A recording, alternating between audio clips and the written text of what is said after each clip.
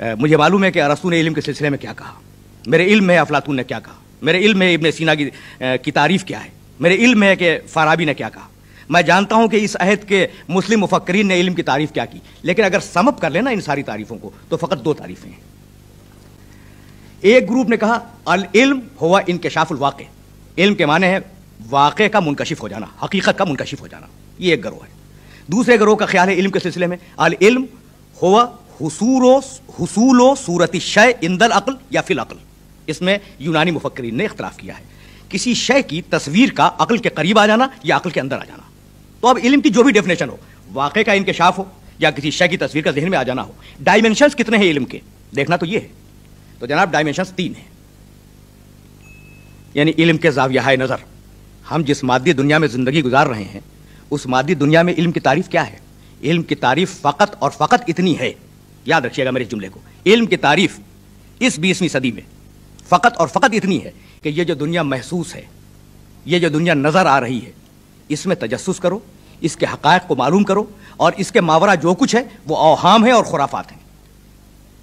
یعنی میں پوری ذمہ داری سے یہ بات عرض کر رہا ہوں، اگر آپ رسل کی کتابیں اٹھا کے دیکھیں، پروفیسر جوڈ کی کتابیں اٹھا کے دیکھیں، پروفیسر جان ڈیوی کی کتابیں اٹھا کے دیکھیں، تو آپ کو اندازہ ہوگا کہ جو محسوس و مشاہد ہے، یعنی وہ دنیا جو حس میں آ جائے اور وہ دنیا جو مشاہدے میں آ جائے اور وہ دنیا جو تجربے میں آ جائے، فقط اس پر ریسرچ کرنا علم ہے، اور اس کے ماورا جو کچھ ہے وہ وہم ہے، وہ خرافات ہے، وہ کہانیاں ہیں، وہ اساطیر ہیں، وہ قابل بھروسہ نہیں ہے۔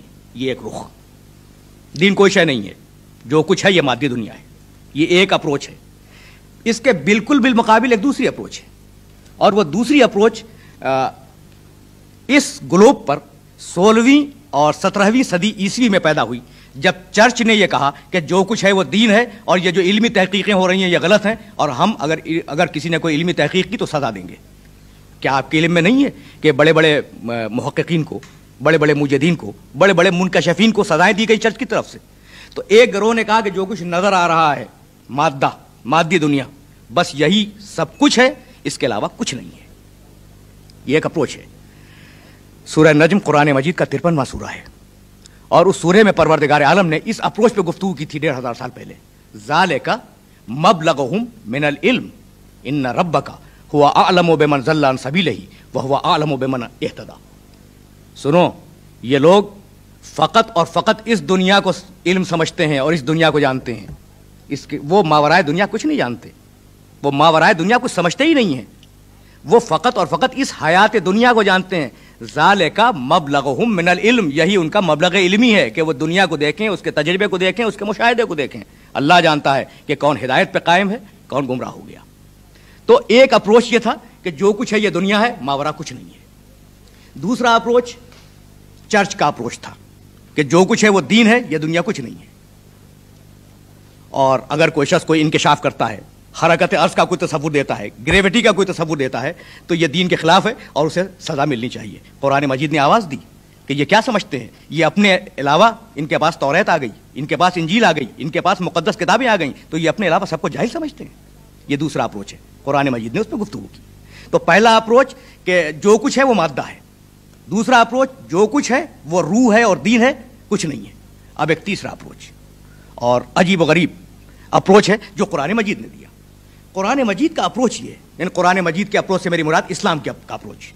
قرآن مجید میں سب سے زیادہ جس موضوع کو ڈسکس کیا گیا ہے وہ کائنات ہے۔ هو الذی انزل من السماء ماء لکم منہ شراب ومنہ شجر فیہ تسیمون۔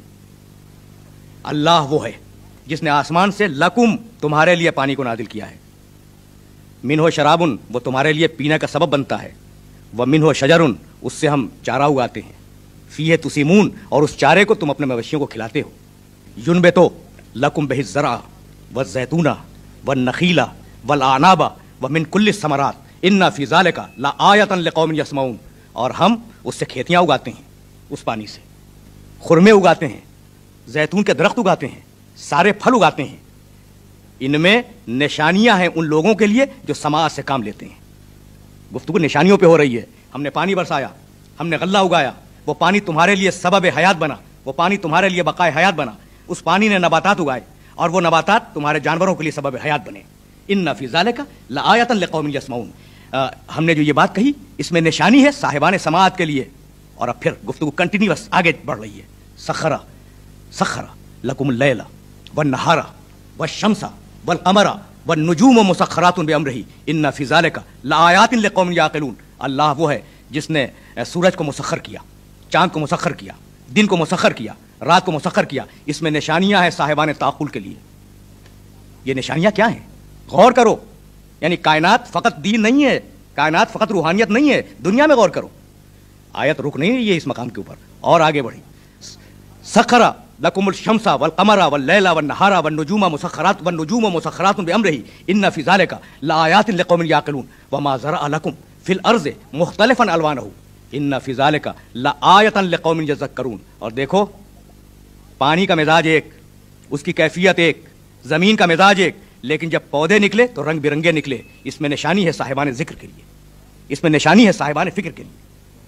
قرآن اور آگے بڑھا، سورہ لقمان میں آواز دی، الم ترو ان اللہ سخر لکم ما فی السماوات وما فی الارض واسبغ علیکم نعمہ ظاہرۃ وباطنۃ ومن الناس من یجادل فی اللہ بغیر علم ولا ہدی ولا کتاب منیر.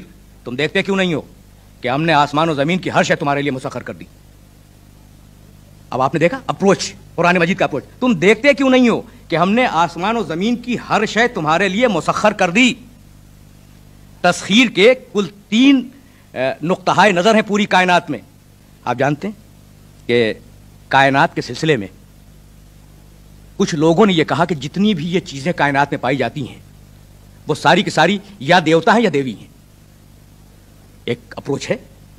اس کے مقابلے میں پھر ایک دوسرا اپروچ آیا کہ نہیں، کائنات میں نہ کچھ دیوی ہے نہ کچھ دیوتا ہے، کائنات میں جتنی طاقتیں ہیں وہ ہماری غلام ہیں. وہ عقیدہ بت پرستوں کا تھا، یہ عقیدہ سپر پاورز کا عقیدہ ہے. 2 عقیدے سامنے آ گئے نا. بت پرستوں نے کہا کہ کائنات میں جو کچھ ہے یا دیوی ہے یا دیوتا ہے، اس لیے عزت کرو. اور سپر پاورز نے، بڑی طاقتوں نے، بڑے ملکوں نے یہ طے کیا کہ زمین کے رگوں کو نچوڑو، اس کے خون کو نچوڑو، نچوڑنے کے بعد انسان کی ہلاکت آفرینی کے سامان پیدا کرو. تو انہوں نے کہا کائنات ہماری غلام ہے.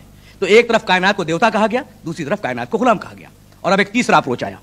تیسرا اور آخری اپروچ یونان میں افلاطون نے یہ بات کہی کہ یہ کائنات ہے ہی نہیں. سوچ رہے ہیں اس لیے ہے، ورنہ حقیقت میں نہیں ہے.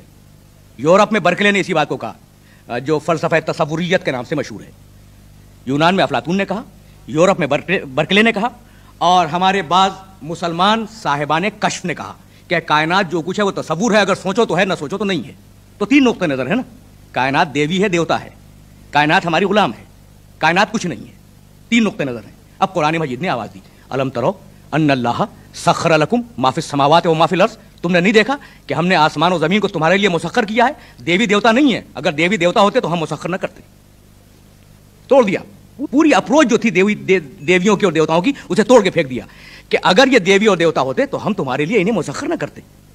دوسرا اپروچ کہ کائنات ہماری غلام ہے، ہم اس کے رگوں سے خون نچوڑیں گے، ہم ایٹم بم بنائیں گے، ہائیڈروجن بم بنائیں گے. جواب دیا، الم ترو ان اللہ سخر لکم. تم یہ غور کیوں نہیں کرتے کہ تم نے خود مسخر نہیں کیا ہے، اللہ نے تمہارے لیے مسخر کیا ہے. تم نے مسخر نہیں کیا، اللہ نے تمہارے لیے مسخر کیا ہے. تو اب اگر یہ کائنات استعمال ہوگی تو فقط اس کی اور اس کے خاص بندوں کی اطاعت کے مطابق مسخر ہوگی. اور اگر اس کے خلاف تم نے کیا تو تمہارے اندر وسائل زندگی سے نفرت پیدا ہوگی، تمہارے اندر ہپیزم پیدا ہوگا، تمہارے اندر اعصاب کی ٹینشنز پیدا ہو جائیں گی، تم خود لڑ مرو گے. اور اب تیسرا اور آخری تصور کہ کائنات کچھ نہیں ہے. کیسے نہیں ہے کائنات؟ ابھی جو اتنی ساری میں نے آپ کے سامنے آیتیں پڑھی، ان میں نشانیاں ہیں صاحبان فکر کے لیے، ان میں نشانیاں ہیں صاحبان ذکر کے لیے، ان میں نشانیاں ہیں صاحبان سماعت کے لیے، ان میں نشانیاں ہیں صاحبان عقل کے لیے. تو اب ظاہر ہے کہ جو عقل مند ہوگا، جو صاحب سماعت ہوگا، جو صاحب ذکر ہوگا، جو صاحب فکر ہوگا، وہ اس کائنات کو فقط اور فقط تصور تو نہیں کہہ سکتا. تو آج کی گفتگو اس منزل پر اختتام پذیر ہو رہی ہے کہ علم کے 3 زاویے ہیں. پہلا خالص مادی زاویہ جو سائنسی دنیا نے دیا، دوسرا خالص دینی زاویہ جو چرچ نے دیا، تیسرا اسلام کا زاویہ کہ نہیں، ہم اس علم کو دین اور مادے کے درمیان میں رکھتے ہیں. دیکھنا فقط اتنا ہے کہ تم علم کو وسیلہ سمجھتے ہو یا غایت سمجھتے ہو. مثلا میں مثال دے دوں، وسیلے اور غایت میں فرق کیا ہے؟ غایت کے معنی ہے مقصد، اور وسیلے کے معنی ہے وہ راستہ جو مقصد تک لے جائے.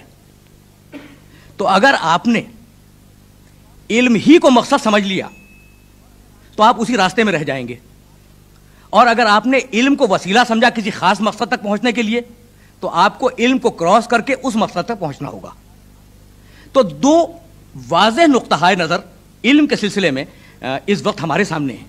جنہوں نے علم کو مقصد سمجھا وہ علم میں الجھ کے رہ گئے اور آج تک یہ پتہ نہ چل سکا کہ اس کائنات کا مقصد کیا ہے اور یہ کائنات پیدا ہوئی ہے یا ہمیشہ سے ہے, ہمیشہ رہے گی, کچھ نہیں معلوم.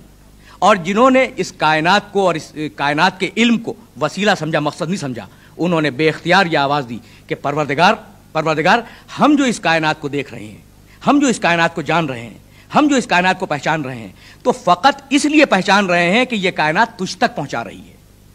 تو ہمارا اسلامی نقطہ نظر علم کے سلسلے میں یہ ہے کہ علم کو کبھی مقصد نہ سمجھا جائے, وسیلہ سمجھا جائے, اور وسیلہ سمجھا جائے معرفت الہی کا کہ ہمیں اس علم اور اس کائنات کے ذریعے پروردگار عالم کی معرفت حاصل کرنی ہے اور اس سے قریب تر ہونا ہے.